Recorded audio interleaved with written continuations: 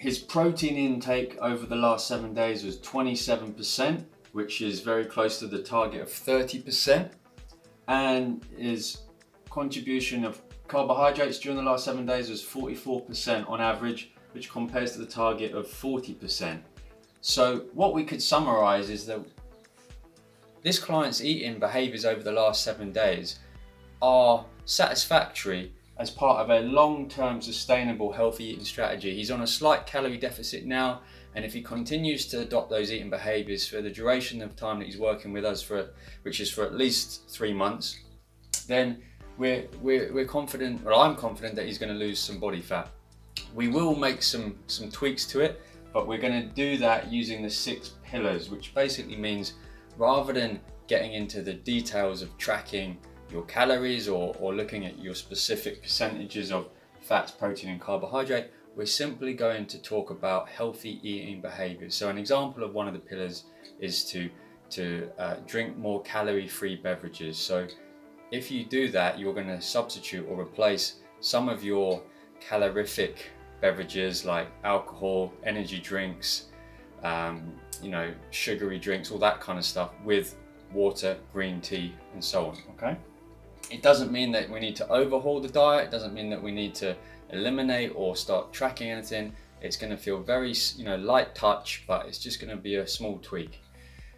If the client says, you know what, I'm interested in making a slightly more aggressive change, not forever, but maybe for 1 or 2 months, I've got the willpower now, I've invested in my fitness journey, I want to see some slightly quicker results, then we might go for more of a medium-term strategy. I generally think this is something that most people would be capable of sustaining for 1 or 2 months, but it wouldn't be where we would want our clients to end up, and it's not their forever and ever diet kind of thing.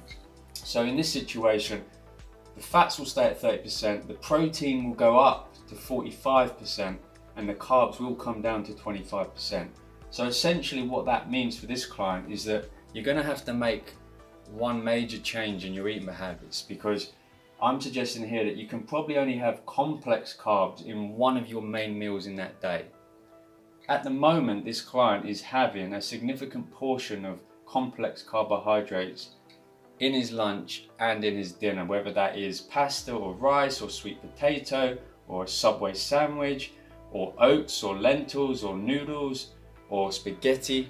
You can't be doing that at lunch and dinner and expect to necessarily make these accelerated gains, and certainly not going to be able to achieve your percentage of carbohydrate target.